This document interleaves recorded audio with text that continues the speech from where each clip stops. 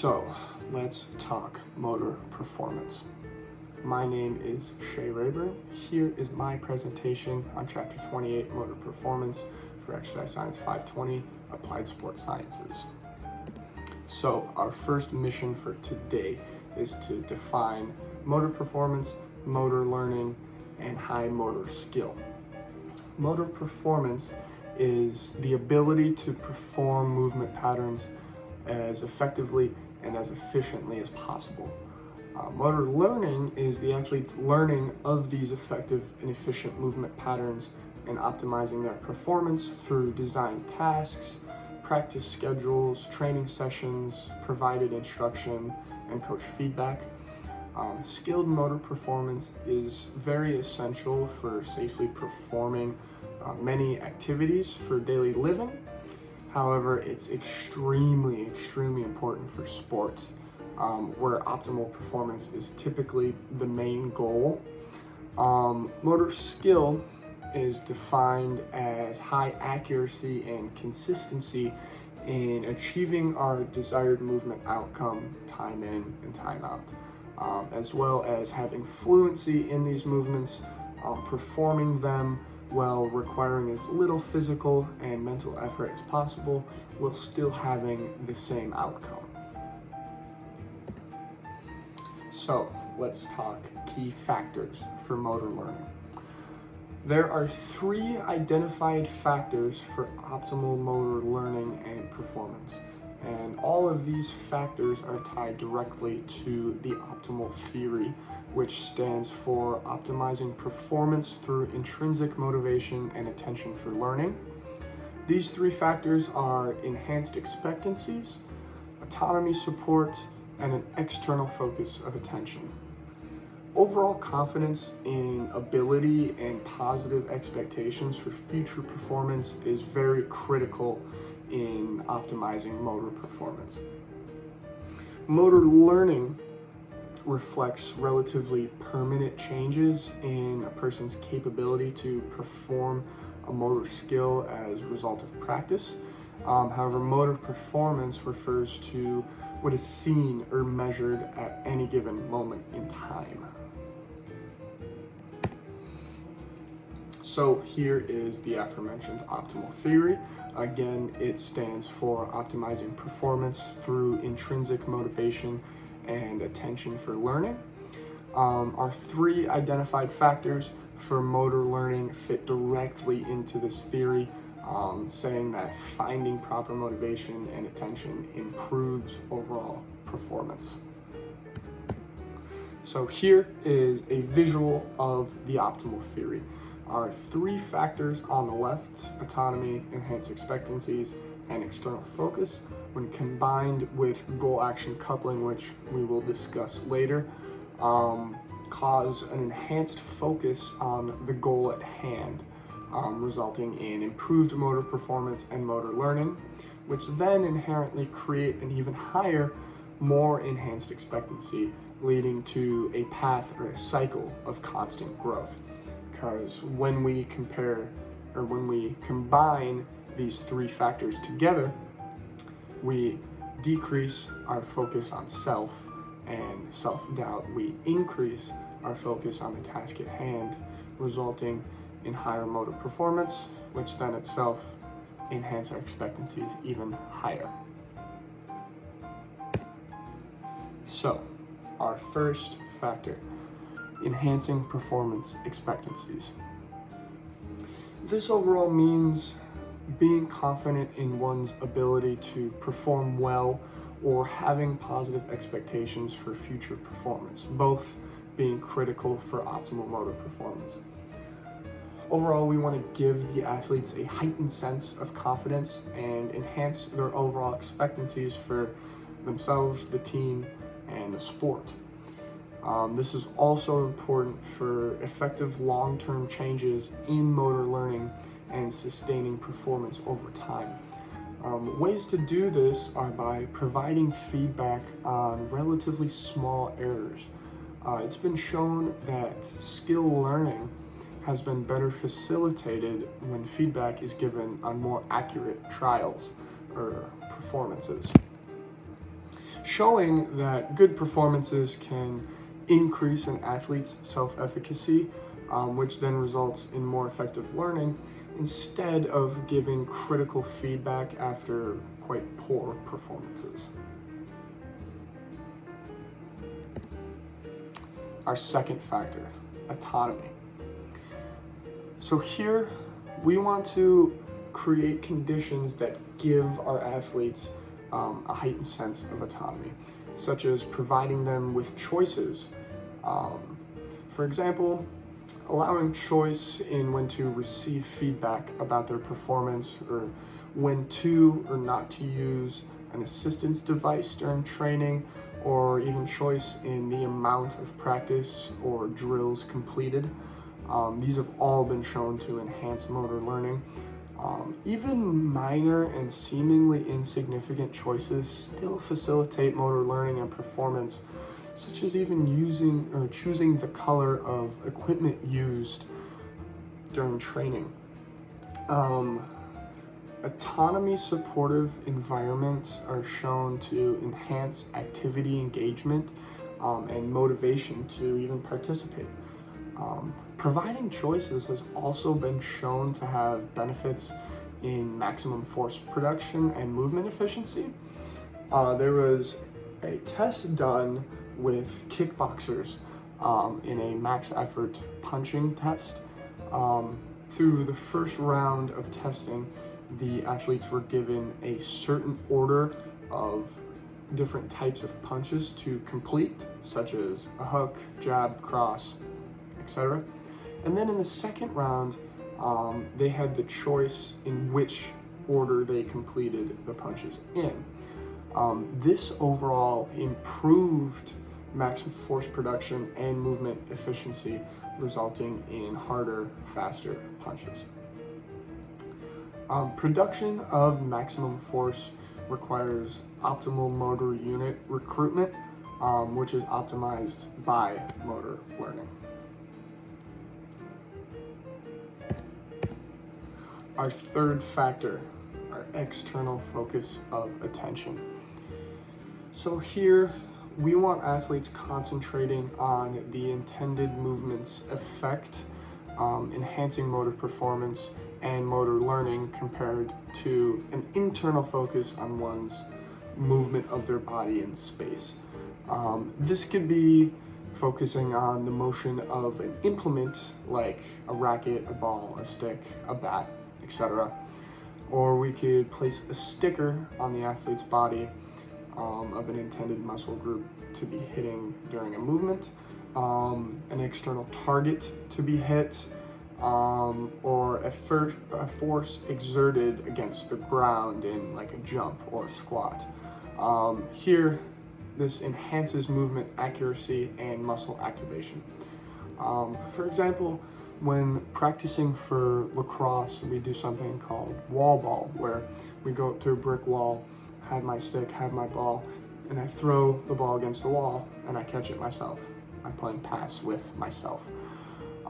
Here, we're told to aim for a specific brick or a specific spot of the wall instead of just the entire wall itself.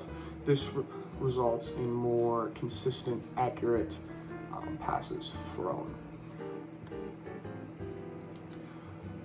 A movement is classified as efficient if the same movement outcome is achieved with less energy expended. This can be measured by EMG activity in the muscle, oxygen consumption, and heart rate. Training with an external focus of attention has been shown to significantly increase a movement's efficiency through these tested metrics. An external focus of attention is also associated with both more accurate force production as well as greater maximal force production, such as in jump height. This greater movement efficiency that is achieved with an external focus of attention allows for greater movement fluidity, speed, and endurance performance. Next, let's talk performance factors and optimization. So high expectancies prepare the performer for movement success. Goal-action coupling is the fluidity in which the intended movement goal is translated into action. Here, performers ensure that movement goals are coupled with the necessary actions for execution. Important for this is effective and efficient neuromuscular coordination, or the recruitment of motor units, and our confidence protects ourselves from self-doubt and promotes goal focus. One thing we also want to do for our athletes is provide the expectation of rewarding experiences. This expectation for rewarding experiences elicits dopamine responses, which facilitates neural pathways for successful motor performance. These dopamine responses, when coupled with task practice, facilitate the consolidation of memories, such as positive memories in the brain, but also our motor learning and our muscle memory. When we have these dopamine responses triggered by movement success and performance, muscle memory is built, and we are able to perform these movements time in and time out relatively the same, because our body is expecting to have that dopamine response and wants that dopamine response. This builds pretty strong pathways and connections for repeated skilled performance across repetitions, across many different training sessions. So here is a table serving as a condensed review of our 3 factors of motor performance and different ways to implement them during training. So for our enhanced expectancies, some ways of implementation are positive outcome expectations, positive feedback, especially after successful trials. For autonomy, giving self-controlled feedback, giving choice on assistive devices, the amount of practice, and so on. Even giving small and incidental choices, and for external focus of attention, giving instructions and feedback that directs one's concentration on the intended movement effect rather than themselves, again, such as using an implement or focusing on their environment. Some personal examples of these factors that I've seen in my own life. For raising enhanced expectancies, during my freshman and sophomore year of being a collegiate athlete, my team never or rarely discussed specific measurable goals for the year, such as winning a conference championship or competing in an NCAA tournament, things of that nature. Yet after seeing relative success my sophomore year, we lost in the conference championship and made it to the NCAA tournament, but didn't perform as well as we had hoped. We lost there as well. But after seeing the success sophomore year, my junior year, we came together and we set clear, defined goals for the year. We wanted to win the conference tournament and compete in the NCAA tournament. This led to us having those dates circled on our calendars, focusing on that specific measurable goal, and we won the conference championship, and we made it all the way to the Final Four in the NCAA tournament, showing that raising our enhancing our expectancies can improve performance. For autonomy, when working as a strength and conditioning coach here at Maryville, I coach the women's basketball team, and they prefer to choose the order in which they complete our training blocks. We give our athletes typically 3 to 4 different training blocks with 3-4 movements in each for supersets. And typically our athletes start on the A block and work all the way down to the end. However, they like to grab a partner, a group of 3, work through the blocks on their own, and split up the order in which they complete them. However, there was one phase of training where I wanted them to start top to bottom, A block to C block, because I had movements in the A block that were preparing them for movements in the B and C block. Here, there were visible differences in their engagement and participation to the program. Nothing verbal was said or anything like that, and they were still excited to train, but I, as the coach, could see the difference to when I gave them the choice of the order in which they completed the lift. So although the exercises were particularly similar in this new phase of training, the overall engagement and participation was not, because I took that choice, I took their autonomy away. For an external focus of attention, I also coach lacrosse, and one day I was coaching lacrosse and I had a kid who was struggling to perform well in shooting drills, which was pretty uncommon for him. He's a pretty highly skilled player, and I could see that he was visibly doubting himself and his ability as he moved through these drills and kept messing up, missing the net, not shooting the ball where he wanted it to go. So I pulled him aside and I asked him where he was aiming, and all he said was high.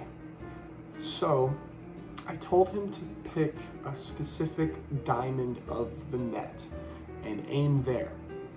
All of a sudden, he started sniping corners left and right, and the kid, he was back to his normal self, being a baller, doing all that.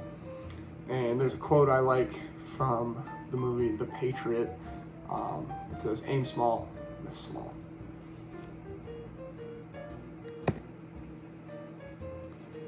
And here is that movie clip.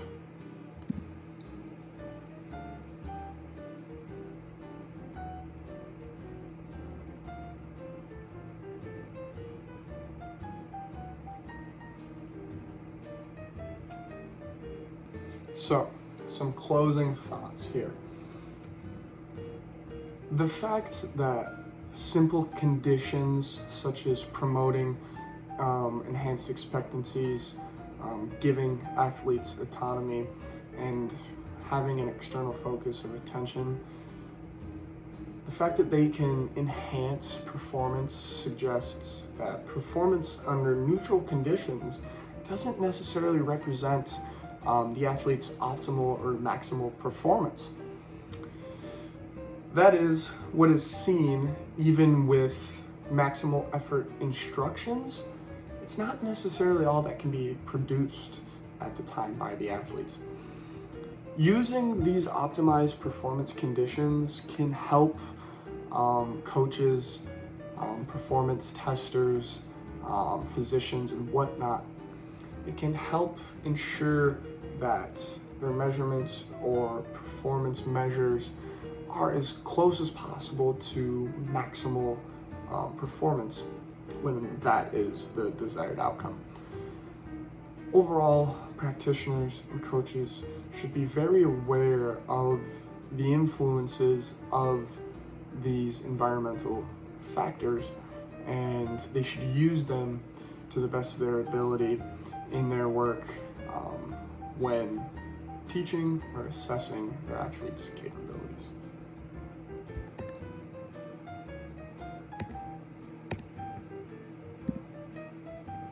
So, conclusion here is that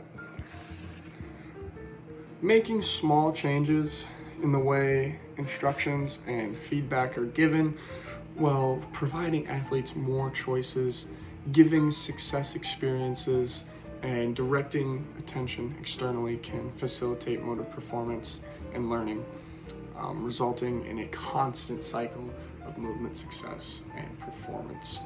improvements. And with that are my references, and that is motor performance. Stay sharp.